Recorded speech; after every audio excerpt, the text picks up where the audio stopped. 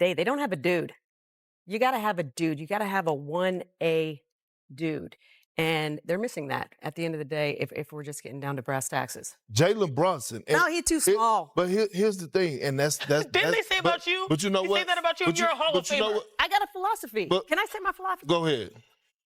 If your best player is small, you're not winning. John Stockton, Allen Iverson, Steve Nash, you could go down the list. Drop what you're doing for a second, because this NBA story is moving fast, and you're going to want to be caught up. Jalen Brunson just won the finals, and now he's finally responding to Becky Hammon after years of comments doubting his game, calling him too short, saying he couldn't lead a team, real on-record criticism aimed at one of the best guards in basketball. And it doesn't stop there. While Becky Hammon is dealing with the fallout of those old comments resurfacing, one of Brunson's own teammates went live on Instagram and, without even meaning to, ended up putting her past. He's a savage, too. But I appreciate Becky, no cap. Because the words she said about can't win with JB being, 1A, 1B, he's too little. All that did is fuel that nigga, bro. I don't give a fuck what y'all say, what he say. We're talking receipts. We're talking real quotes on record that can't be walked back. And yes, Draymond Green got involved too.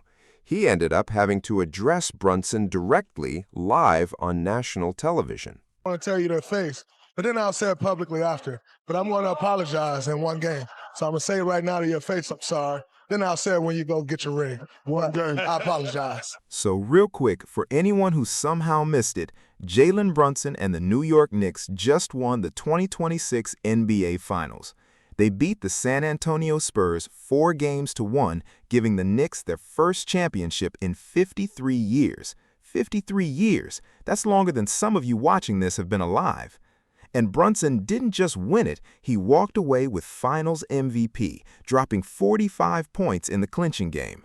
45 points in a closeout game on the road. That's an extraordinary individual performance under that kind of pressure. But here's the thing, this story is bigger than basketball. This is a story about someone getting doubted publicly for years and then answering every bit of that doubt in the most decisive way possible. And the central figure in that doubt? Las Vegas Aces head coach Becky Hammon.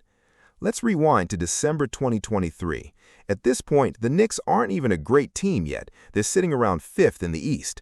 Becky Hammon, a Hall of Famer who absolutely knows the game, goes on ESPN's NBA Today and starts breaking down the Knicks roster on air. She says the Knicks don't have a dude, meaning a true #1 option who can carry a team to a championship. ESPN's Kendrick Perkins, sitting right next to her, pushes back immediately and says they do have that guy, Jalen Brunson. You'd think Hammon might soften it there. She didn't. She doubled down, looked directly at the camera and said, "He too small. If your best player is small, you're not winning. Steph Curry is the only dude."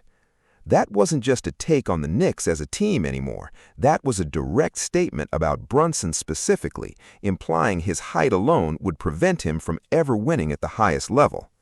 Now, to be fair, there's some historical basis behind that argument. Smaller guards, Allen Iverson, John Stockton, Steve Nash, Hall of Famers, MVPs, none of them ever won a championship as the best player on their team.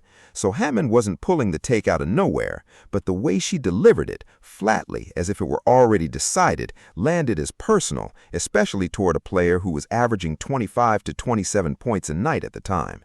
And that clip didn't just disappear, it followed Brunson around for 2 full years. Here's where it gets even more interesting, because Hammon wasn't the only major voice doubting him. At a certain point, this stopped being one analyst's opinion and started looking like a broader pattern. Draymond Green, 4-time NBA champion, one of the most outspoken voices in the league, went on his own podcast and essentially co-signed everything Hammon had said. He argued the Knicks were only getting as far as they were because of a weaker Eastern Conference. He talked about Knicks fans being in for years of continued disappointment. He said Brunson wasn't built like the league's true #1 options, guys like Steph Curry, LeBron James, Luka Doncic, Kawhi Leonard, and that only a handful of players in the entire league actually fit that mold. According to Draymond, Brunson wasn't one of them. And then Draymond added the line that tends to come back on people, "Prove me wrong." Fast forward to Game 4 of the NBA Finals. The Knicks are down, San Antonio is rolling, and then Jalen Brunson takes over. He leads a historic 29-point comeback, hitting threes over a 7'4" defender in Victor Wembanyama, drilling a clutch floater to take the lead late, and then watching OG Anunoby finish it off with a buzzer-beating tip-in. Knicks win it 107-106. They take a 3-1 series lead. And Draymond Green, who was working that game for Inside the NBA, didn't wait. He looked directly into the camera, addressing Brunson, and said this live on national television. "I want to apologize in one game, so I'll say it right now to your face. I'm sorry, and then I'll say it again publicly when you go get your ring." Think about that for a second. A 4-time champion apologizing to Brunson's face on live television before the championship had even been won. That's how undeniable Brunson's performance had become. Draymond couldn't even wait for the confetti to fall. And to his credit, Draymond explained his reasoning afterward. He said one thing he genuinely dislikes is when people make bold predictions, get proven wrong, and then just quietly move on without acknowledging it. He said he'd rather own it, explain why he said what he said, and admit when he was wrong. And that's exactly what he did. So who didn't do that? Becky Hammon.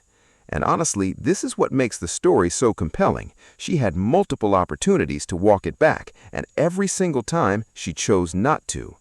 First opportunity, the Knicks sweep the Cleveland Cavaliers to reach the Eastern Conference Finals for the first time since 1999. Brunson is named Conference Finals MVP. Reporters go straight to Hammon, basically handing her a chance to reverse course. Her response? "I stand by it. I said what I said. If he proves me wrong, he proves me wrong. Good for him. But I do think the two best teams are in the West, and you know who I'm cheering for." That's not an apology. That's doubling down. Days before the finals were set to begin, with the Knicks about to be one of the two teams actually playing in it. Then the finals happen. Knicks beat the Spurs 5-1. Brunson averages over 32 points a game across the series, drops 45 in the clincher, and becomes a unanimous Finals MVP. Every single voter selected him. No debate, no split vote. He becomes only the third player 6'3" or shorter to ever lead a championship team in scoring while winning Finals MVP. The only two players to previously do that, Isaiah Thomas and Steph Curry. That's the company Brunson is in now. That's not a small list, that's a legendary one. And the internet didn't let Hammon's earlier comments rest. The moment that final buzzer sounded, that December 2023 clip started recirculating everywhere. Fans were quoting it directly back at her. People were calling the original take short-sighted. And then came the moment that really sent it over the top. Jalen Brunson's sister, Erica Brunson, quote-posted that old clip of Hammon calling her brother too small and wrote just 2 words, "Now what?" That tweet basically became the unofficial headline of the entire championship run. And when reporters asked Brunson directly if he wanted to say anything to the people who doubted him, to Hammon, to Draymond, to anyone, he stayed completely composed. He said, "I didn't respond to them then, I'm damn sure not going to respond to them now." That's it. That's the entire quote. He didn't even give it a real response. He let his sister speak for him. He let the 45 points speak for him. And honestly, that's the part of this story that stands out most. It's incredibly easy once you finally get the chance to respond to your doubters to take that opportunity and run with it. We've all seen athletes do the victory lap interview, the subtle social media jab, the full redemption tour. Brunson had every right to do exactly that. 45 points in a closeout game earns you that right, and he simply didn't take it. He let everyone else do the talking. Now, to give the full picture here, Hammon's underlying basketball argument wasn't entirely unreasonable. As mentioned, smaller guards historically struggled to be the lead option on a championship team. Even Gilbert Arenas came out afterward in her defense, pointing out that before Steph Curry, the list of players 6'4" or under who carried a team to a title was essentially just Isaiah Thomas. So some people in the basketball world feel Hammon got criticized a bit unfairly for simply citing historical trends. But here's the distinction. Even if the underlying stat was defensible, the way she delivered it, he too small, landed as dismissive rather than analytical. That's why people are still bringing it up, because Brunson proved that specific framing wrong in the most emphatic way possible, and she never fully said she was mistaken. So now you've got Draymond Green apologizing live on national television. You've got Becky Hammon largely standing her ground while public reaction pushes back hard. And you've got Jalen Brunson saying almost nothing about any of it publicly. So how do we actually know what was going on inside Brunson's head this entire time? That's where the story takes an unexpected turn, because the answer came from the last person anyone would have predicted. 2 days after the Knicks won the championship, forward Mikal Bridges, who had a strong finals performance himself, went on Instagram Live. And it's worth setting the scene here because Bridges was clearly not in a typical headspace for this stream. It started around 10 in the morning. At one point, he caught himself mid-stream and said, "It's 11 a.m., what am I doing?" Then immediately asked for another drink. The stream ran for well over an hour of pure, unfiltered celebration. He sang to his dog, he showed off a signed jersey collection from teammates like Josh Hart, Dante DiVincenzo, and Austin Reeves. He talked about Knicks owner James Dolan reportedly telling the team before the playoffs, 10 weeks, no distractions, lock in. He danced while eating his usual Chipotle order, white rice, double chicken, medium and mild salsa, corn and lettuce, which he says has been the same order for 10 years. This was supposed to be a lighthearted championship celebration stream. Nobody expected the biggest reveal of this entire story to come out of it. But buried in the middle of all that chaos, Mikal Bridges accidentally dropped the most significant piece of information in the whole saga. He started talking about Becky Hammon, and instead of mocking her the way much of the internet was at that point, Bridges actually defended her. He said something to the effect of, "Don't disrespect Becky. She's tough. She's a competitor. She said what she said because she believed it." And then he added the key detail, cleaned up slightly here for clarity.